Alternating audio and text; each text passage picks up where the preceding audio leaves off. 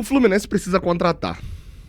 Se você voltar aí nos meus 7 anos de YouTube, você vai ver poucas vezes eu reclamando ou falando disso. Falando, olha, o Fluminense precisa ir ao mercado contratar.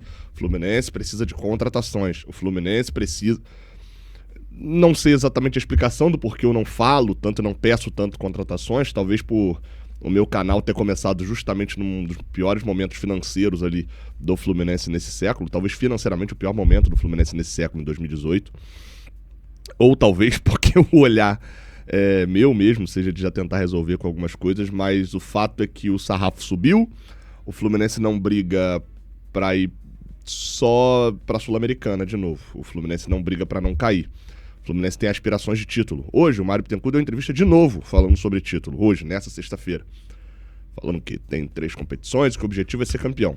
Se o objetivo é ser campeão, o Fluminense precisa contratar. Obviamente o Fluminense precisa contratar e contratar bem, né? Tudo que você faz, você precisa fazer bem. O Fluminense gastou uma boa grana em Soteldo e Canóbio e vão precisar render. Não digo que já não renderam, porque o Canóbio tá aqui há 6 meses, Soteldo tá aqui há 1 mês, tem um jogo, então calma lá também, né? Mas vão precisar render, vão precisar render, vão precisar render. Eles vão precisar performar. Eles vão precisar que a gente não precise contratar jogador para essa posição. Vamos lá, tá? Essa aqui é a escalação que eu coloquei como provável para ontem. No final das contas foi o Soteldo, né, na ponta esquerda. E aqui no meio foi o Hércules mesmo. E ele escalou o Fuentes.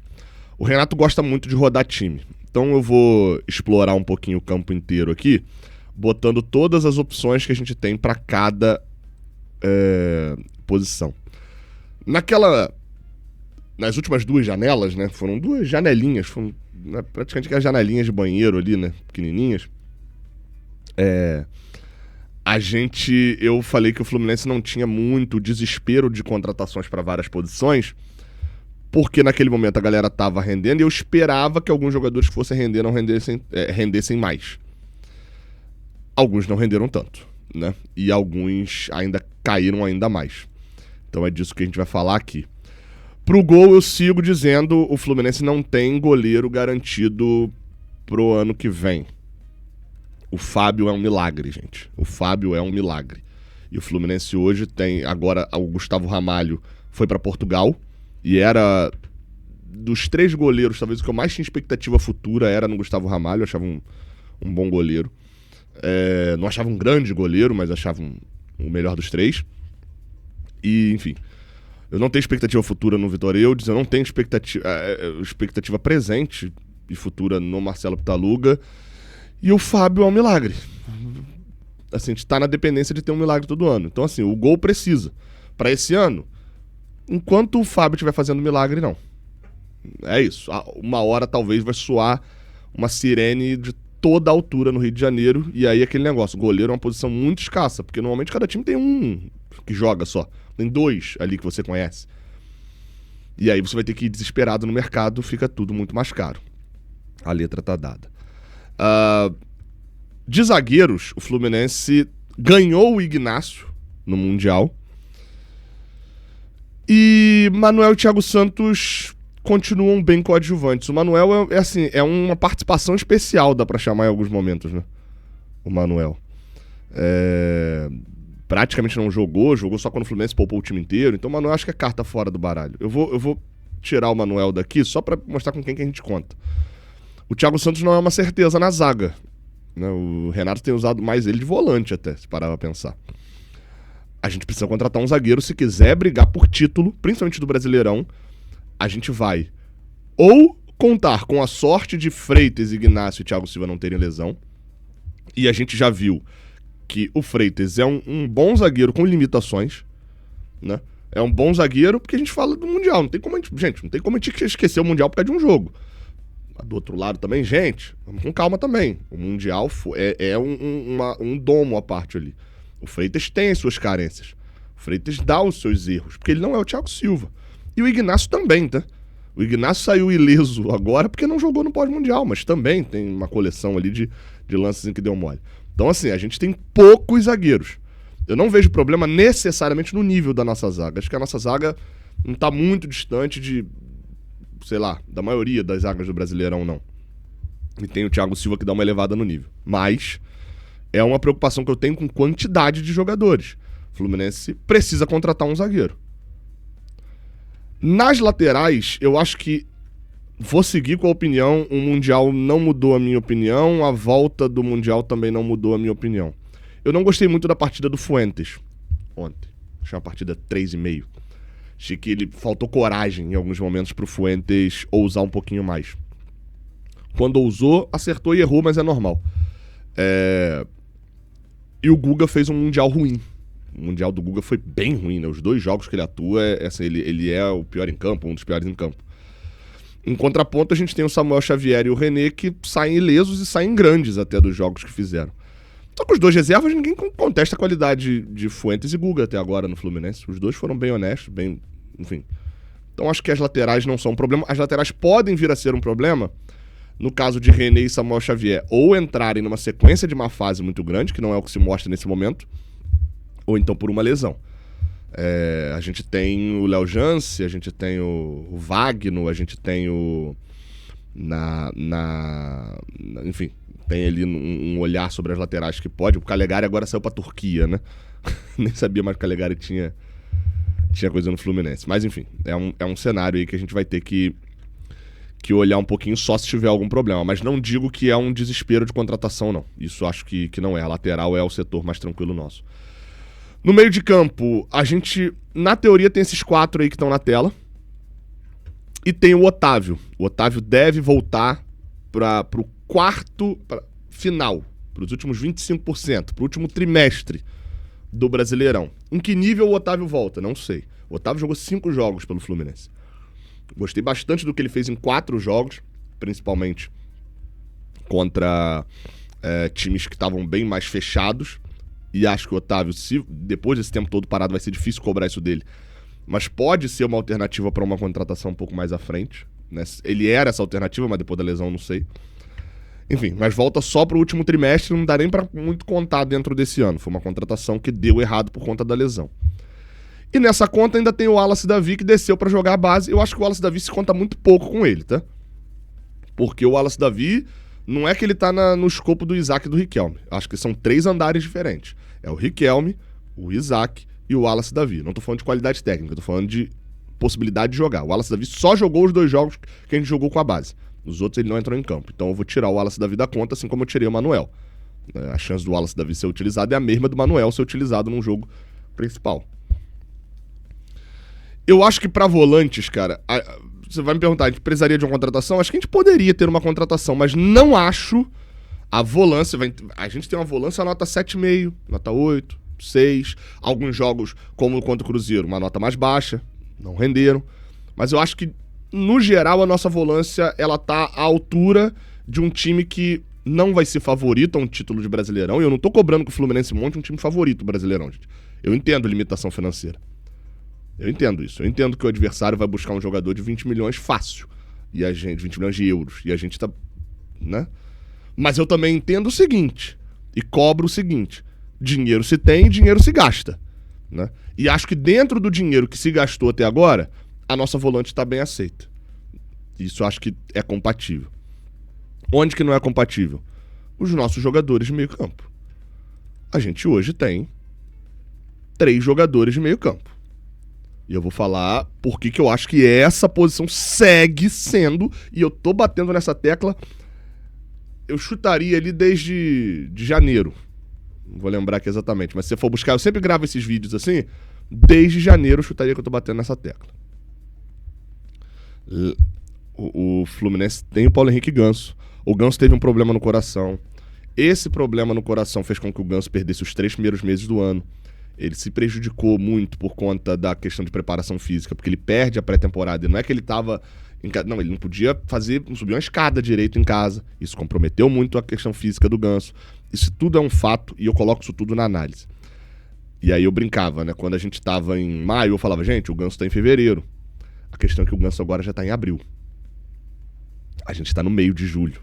Ele voltou no início de abril. Então ele tá no 4º mês do ano dele. Óbvio que tem suas complicações, etc. O Ganso renovou nesse período.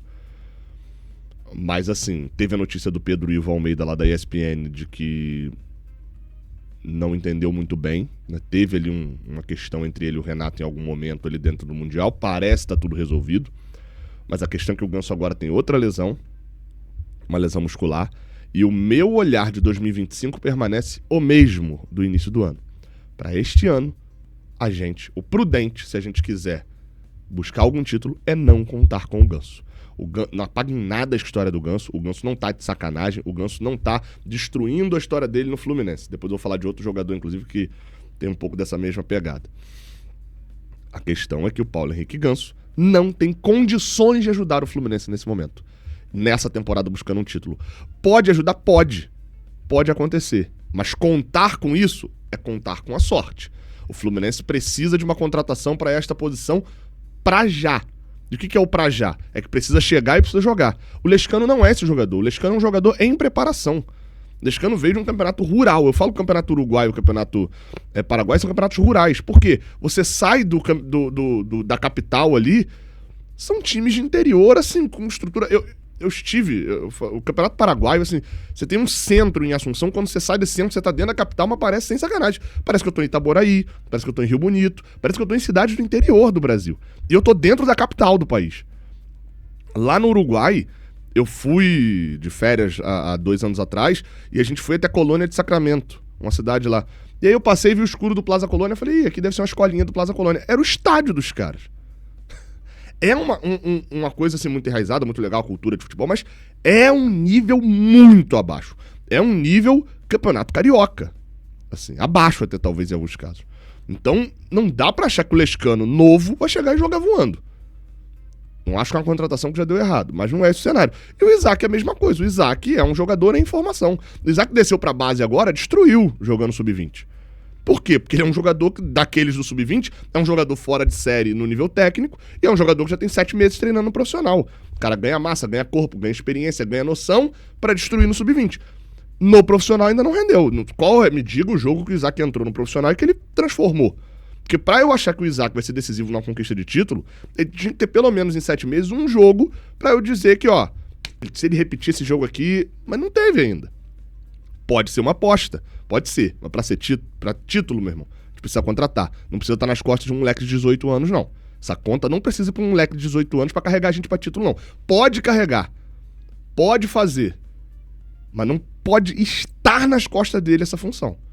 Pode acontecer. E hoje o que tá acontecendo é isso. A gente não tem meio campo. A gente joga o tempo todo com 3 volantes que a gente não tem um meio campo com camisa 10. E é uma posição que a gente precisa contratar. Adeus Arias, não tem mais João Arias na ponta. Ah, não, e aqui nesse meio campo tem o Lima também, mas que esse ano tá o operário da bola, mas aquele operário bem burocrático, né? O Lima não tem qualquer destaque no Fluminense nesse ano até agora. Eu não vou ficar dando muito destaque aqui também. A gente tem, assim, pros lados de campo, eu vou só facilitar, porque, assim, vou só dividir em 2 perfis de jogadores, tá? Não é os lados que eles jogam. Eu vou botar os mais velocistas de um lado e os mais dribladores do outro, ok? Um que vai se destacar mais pela parte física, o outro que vai se destacar mais pela tentativa de X1. Acho que a divisão é mais ou menos essas 3, e tirei o Lavega, porque também pela mesma condição do Manuel, né? O Lavega também não brotou em campo. Bem, o cenário aí é esse daí. Paulo Baia, Soteldo e Keno. Já falei do Soteldo, foi um jogo só, não vou entrar nesse mérito, mas assim, o custo que o Soteldo teve, ele precisa ser o titular desse time e levar a gente a um título. Vou repetir, o custo que o Soteldo teve é de contratação que, pensando em título, e novamente, não sou eu que entrei num delírio de título aqui não, tá? O presidente do clube tá falando de título desse ano. O custo que o Soteldo teve é pra ser um cara que chega, bota a bola debaixo do braço e resolve 7, 8 jogos do Brasileirão. Meu amigo, pra quem tem um custo que a gente tem, quer falar de título, tem que ser assim. Essa vai ser a cobrança. O Keno tem alguma coisa, assim, acho que pouca coisa explica a intermitência do Keno nos últimos 2, 3 meses, o pouco que ele joga, e aí às vezes joga com grande protagonismo, enfim, não sei se essa dosagem física tá gigantesca, eu confesso que eu queria muito entender, assim, o Keno entrou no segundo tempo contra o Chelsea, entrou no segundo tempo contra o Cruzeiro, nem saiu do banco contra o Al Hilal, nem saiu do banco contra o Internacional, entrou no segundo tempo contra uma Melodia, entrou no segundo tempo contra o Sam, mas não é titular de um jogo, efetivamente, desde a Aparecidense lá no dia 29 de abril. Assim, dá pra confiar no Keno? Complicado. Paulo Baia, não vou nem botar na conta. Ainda postou coisa no Instagram, meio esquisita lá, né? Tiraram o print e mandaram. Não sei exatamente se foi uma reclamação, o que foi, enfim, mas depois dele não ser relacionado pra um jogo, isso pega meio mal, né, Paulo Baia? E do outro lado, atacantes velocistas, e o Canóbio tá na conta do Soteldo aí também. O preço que custou é preço de ser atacante titular. Se o Canóbio não é titular absoluto, tem alguma coisa de errada. Com o Canóbio, tá? Não tô cobrando que o Renato escale por valor, não. O Kevin Serna, eu acho que ainda é um jogador que ajuda muito o Fluminense, ainda é um tipo de jogador que é interessante pra você ter no Brasileirão. E o Riquelme é uma situação complicada, porque assim, essa notícia do Riquelme agora, do que o Barcelona ainda tá... O Riquelme não renovou o contrato, né, gente? E aí a gente entra numa outra seara que é, a gente não fala de futebol aqui sobre o Riquelme. Bola, o Riquelme tem, no profissional ainda não conseguiu render. Rendeu mais do que o Isaac. Tem bons jogos do Riquelme, mas num nível um pouco mais baixo. No Brasileirão ele conseguiu ganhar massa, conseguiu ganhar corpo, conseguiu ganhar concentração, tá focado no objetivo de levar o Fluminense a um título. O Riquelme, eu acho que dos 3 sub-17 que subiram esse ano, é o que mais tem condição disso. Até pela posição que joga e pelo que já rendeu. Mas precisa renovar o contrato, né? Tá disposto, tá fechado com o projeto Fluminense? Ou tá já com cabeça na Europa? Aí complica. E aqui vem outra posição que a gente vai precisar contratar, né? E essa é a vai precisar contratar mais esquisita que tem. Eu ainda não sei o número do John Kennedy, vocês já informaram ou não vi, se ele vai pegar 21 do Ares, sei lá. Mas assim, o Everaldo é isso aí, gente. E isso aí hoje é titular do Fluminense. E eu acho que isso diz muito sobre o Germancano. O Cano me preocupou muito fisicamente nos últimos jogos. Assim, eu esperava que o Cano tivesse uma evolução física melhor. Até agora não teve. A primeira parte da temporada ele estava bem fisicamente. Acho que a lesão dele dá uma quebrada no ritmo legal, o ritmo dele do ano, e eu não sei o quanto que ele se recupera ao longo desse ano. Eu não vou ser um maluco tricolor de dizer que o Germancano não serve mais. Mas assim, eu também não sou maluco de olhar para John Kennedy, para Germancano e para Everaldo e dizer que eu confio que com esses 3 a gente vai ter no Brasileirão 25 gols, 20 gols, que esse trio de camisas 9 vai me entregar 20 gols nesse Brasileirão. Não confio. Todos os 3 aqui jogando bola, meu amigo, é pra 45 gols no Brasileirão dos 3 aí. É assim, é pra jogar a camisa pro alto, quem pegar, entrar e meter gol. E eu tô botando o Everaldo nessa conta, porque o Everaldo já foi artilheiro de Brasileirão, ou vice-artilheiro de Brasileirão, alguma coisa assim, agora não lembro de cabeça. Everaldo tem boas temporadas de Brasileirão. Everaldo tem algumas temporadas com mais gol do que a temporada mais artilheira da carreira do John Kennedy, por exemplo. Mas o John Kennedy tem um nível altíssimo, tem anos de nível altíssimo.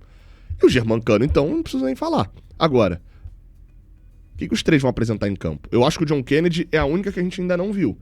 Renato disse que ele tá comprometido, que tá focado, que não vai ter problema extracampo. E aí esse John Kennedy me interessa. Esse John Kennedy pode fazer esse vídeo aqui envelhecer mal pedindo contratação. Esse John Kennedy pode. E nesse momento, pra eu dizer que o que eu tenho mais esperança de funcionar desse trio de camisas 9 é o John Kennedy, é porque a gente precisa contratar. Então assim, o meu olhar hoje é o seguinte, as pontas a gente talvez não precise contratar. Ah, mas e o substituto do John Arias? Vai ser difícil achar um substituto do John Arias, gente. E talvez ele não esteja nas pontas, talvez ele esteja no meio campo. Talvez um substituto do John Arias não precise vir pro lado de campo, precise vir pro meio, para ajeitar o centro do campo, ser esse meio, porque o John Arias já estava fazendo papel dobrado ali, por várias vezes, criando e finalizando. O Fluminense hoje precisa contratar um zagueiro, o Fluminense hoje precisa contratar um meio de campo, um meio atacante, um meia mais ofensivo, um cara que jogue por dentro, mas não seja centroavante, e o Fluminense precisa contratar um centroavante. Dos pontas, o Fluminense precisa fazer render os pontas que contratou. Essa é outra história. Se inscreve, deixa o like. Discordou ou concordou, coloca aqui embaixo na caixinha de comentários. Até a próxima. Valeu.